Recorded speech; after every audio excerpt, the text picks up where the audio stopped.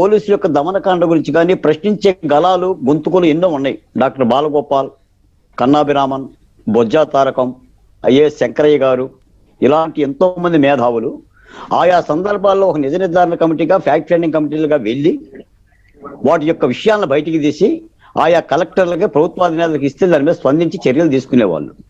ఇప్పుడు మరీ దుర్మార్గంగా డబ్బులు ఇచ్చి కొనేసుకుంటున్నారు సార్. ఇందాక మన షుబ్లీ గారు చెప్పినట్టుగా అబ్దుల్ సలాం చనిపోతే 29 లక్షల రూపాయలు డబ్బులు ఇచ్చేసి ఆ తల్లి నోరు మూసిచ్చారు.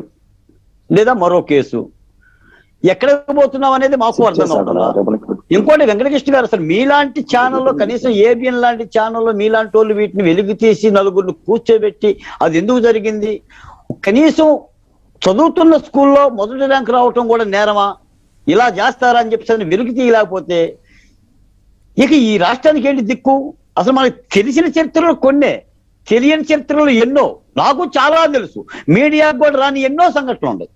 నందిగామలో ఒక వాట్సాప్ గ్రూప్ లో విలేకరుగా పనిచేస్తున్న నవీన్ అనే అతన్ని హత్య చేస్తే ఇప్పటి వరకు ముద్దాయిలు పట్టుకోవాలా.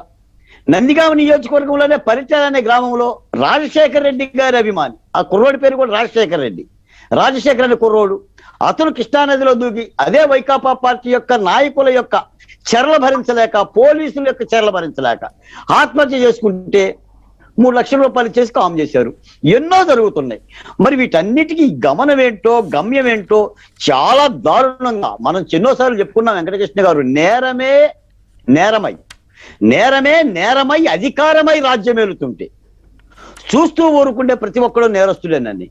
అసలు కంచె చేను మోస్తుంది, కాపలా గాయాల్సిన కంచె చేను మేస్తుంటుంటే పులులు మొత్తం కూడా లేడి పిల్లల్లాగా ఎస్సీ, ఎస్టీ, బీసీ, మైనారిటీల మీద పడుతుంటే ఇక నువ్వు అమ్మఒడి, తొమ్మఒడి చీపిచ్చి మేమే సంక్షేమ పథకాలను మేము వ్యతిరేకించాం. ఎందుకంటే మొత్తం 70 ఏళ్ల స్వాతంత్ర భారతదేశంలో మీరు ఇచ్చే సంక్షేమ పథకాలే మౌలిక మార్పులు వేయటం మీ చేత కాదు, జీవన ప్రమాణాలు పెంచడం మీ చేత కాదు, దళితుల జీవితాల్లో అంటరానితనం లేకుండా చేయటం మీ చేత కాదు, లేదా వాళ్ళ యొక్క ఉన్నత విద్య కోసం, వాళ్ళ యొక్క చదువుల కోసం సమాజంలో ఒక పౌరులుగా గుర్తింపు చేయటం మీ చేత కాదు.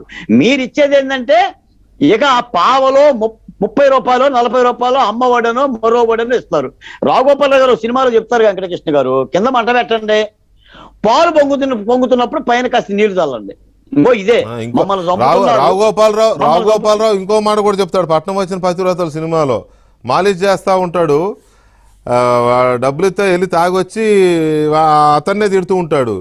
నన్నే నువ్వేంటా నా డబ్బులతో తాగొచ్చి నన్నే తిడుతున్నావంటే నేను అంతే, ఎవరు డబ్బులు ఇచ్చాడో వాడినే తిడతాను అంటాడు. అట్లాగే ఇప్పుడు మరి ఎవరు ఓట్లు వేసారో వాళ్ళకే మరి తప్పదేమో ఇది. రైట్, ఒక్క మాట వెంకటకృష్ణ గారు, ఇప్పుడు మీరు అంటున్నప్పుడు ఆంధ్ర రాష్ట్రంలో ప్రజల పరిస్థితి ఏంటి ఎవరు ప్రశ్నించట్లేదని చెప్పేసి అని మీరు మాట్లాడుతున్న ఆ మాటలు కూడా నాకు హృదయాన్ని చాలా గాయపరుస్తున్నాయి. ఎందుకంటే ఒక అపూర్వమైన రాష్ట్రాన్ని, ఒక పోలవరం గురించి, రాజధాని గురించి, ఆ నవ్యాంధ్ర గురించి, హరితాంధ్ర గురించి రాజశేఖర రెడ్డి గారు చెప్పారు, హరితాంధ్ర గురించి కలలగన్న ఈ రాష్ట్రం 3 ఏళ్లలో ఇంత దిగాలు పడే విధంగా మరి కాదండి. అనకపోతే మీ గుండెగా బాధ అనిపించి ఉండొచ్చు, కానీ అనకపోతే ఏం చేస్తారండి?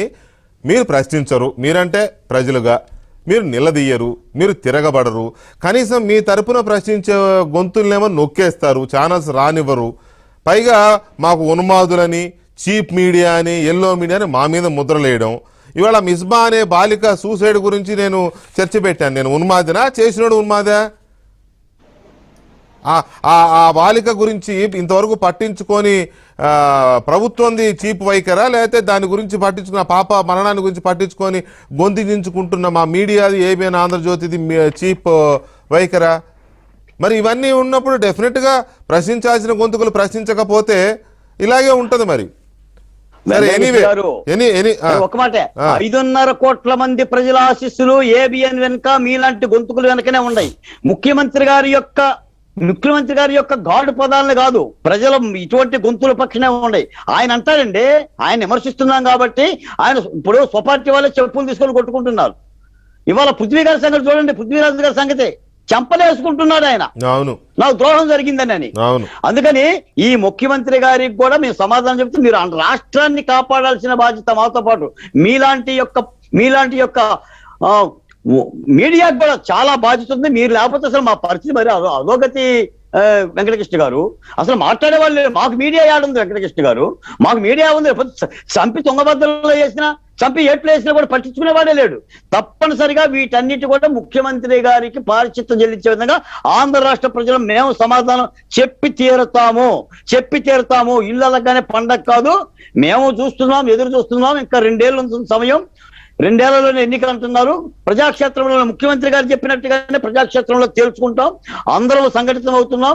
తప్పనిసరిగా ఈ రాష్ట్రానికి మంచి జరుగుతుంది. మీ చేతే మంచి జరిగిందని చెప్పి అనిపించుకుంటాం. రైట్ కిరణ్ రాయల్ గారు, ఇటు మిస్బా ఆత్మహత్య కేసు మీ జిల్లాలోనే జరిగింది. మొన్న కర్నూలులో జనసేన పార్టీ